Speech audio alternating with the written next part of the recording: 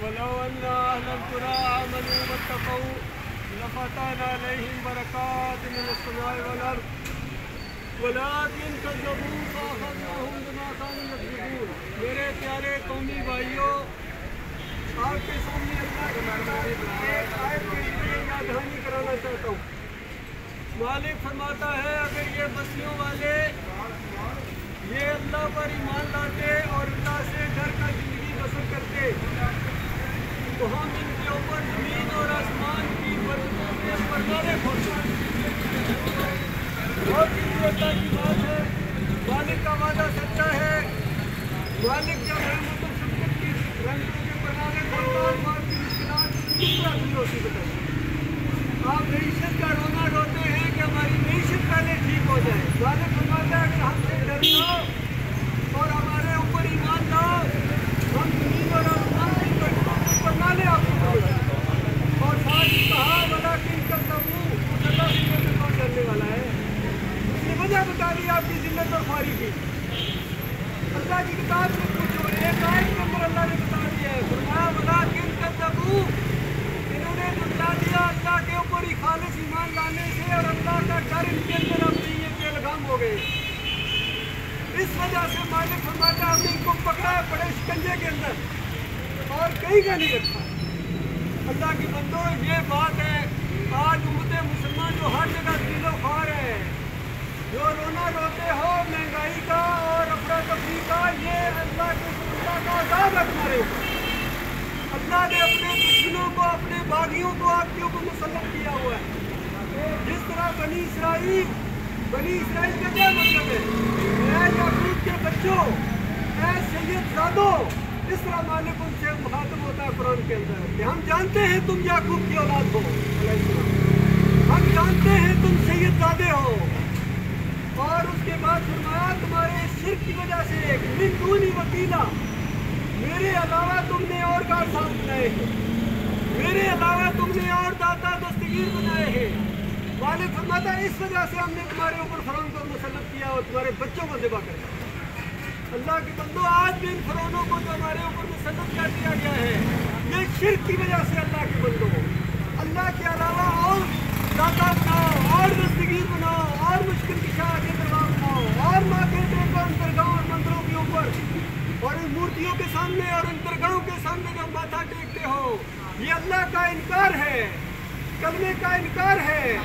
اللہ نے منع کیا ہے کہ دیکھو والذین یدعون من دون اللہ لا یخلقون شیئا وهم یخلقون، جن کو اللہ کے علاوہ پکارتے ہو انہوں نے کوئی چیز پیدا نہیں کی۔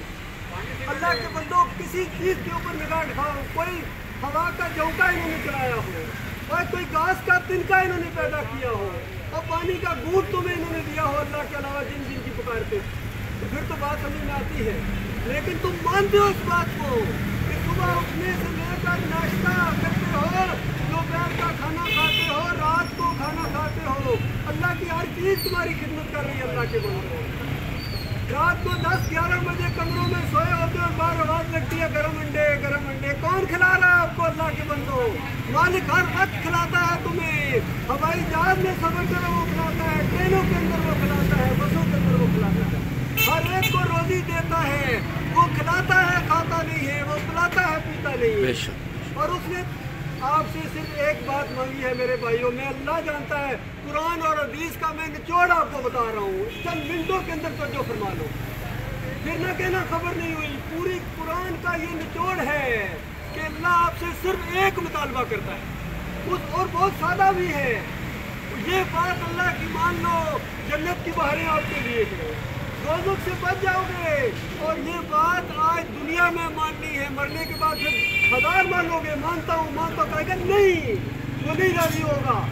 آج وہ آپ کو بلا رہا ہے کہ راضی ہو جائے گا وہ مالک آپ سے، صرف اتنی بات کہ مالک فرماتا ہے تم میرے ہو جاؤ، بس۔ وہ کچھ نہیں مانگا اس نے، اللہ جانتا ہے اس نے کچھ نہیں مانگا آپ سے، وہ کائنات کا مالک ہے۔ وہ کہتا ہے میری غیرت برداشت نہیں کرتی ہے کہ مجھے چھوڑ کر کسی اور کو سجدہ کرو، مجھے چھوڑ کر کسی اور کو پکارو، تم یا علی مدد کے نعرے لگاتے ہو، تم یا رسول مدد کے نعرے لگاتے ہو۔